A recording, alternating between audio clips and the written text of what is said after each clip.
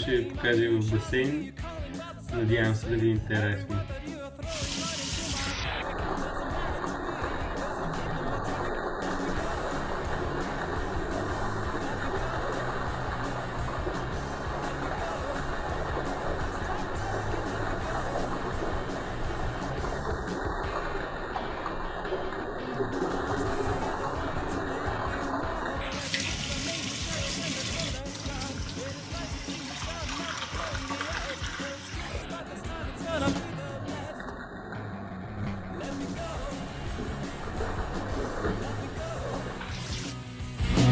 Let me go, oh baby, let me go.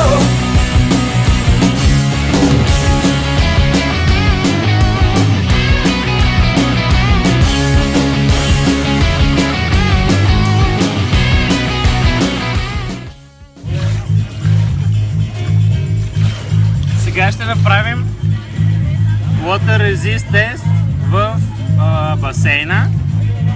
Както видяхте, до сега плувах, но сега ще го заснемеме. Тръгвам да плувам.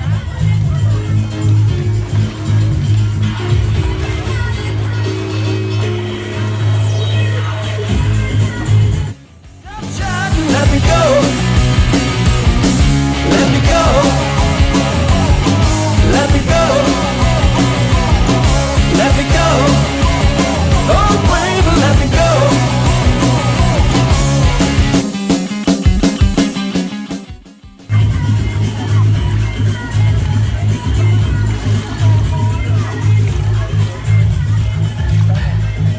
Не знам дали ще се види добре, но часовника функционира напълно точно, измерва пулса малко по-бавно, предполагам, че това е заради водата.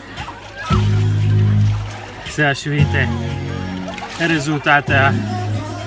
Преди 11 минути 86, сега 116, след като поплувах малко. Всичко друго работи перфектно, няма никакви проблеми. Може да си стартирате фитнес приложението. Препоръчвам примерно Elliptical или Other да дадете. Натискате Other. Окей. Може да сетнете колко калории искате да изхабите. Примерно задавам му, да кажем, 100 калории. Започва да отброява. Ready? 1. Go!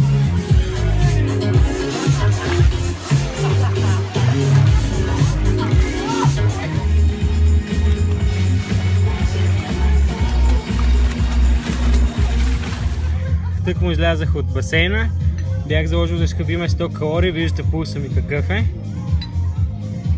Изпълнен е таска, който бях заложил. End. И тук виждате едно кратко резюме на това какво сте направили. Save. И това е.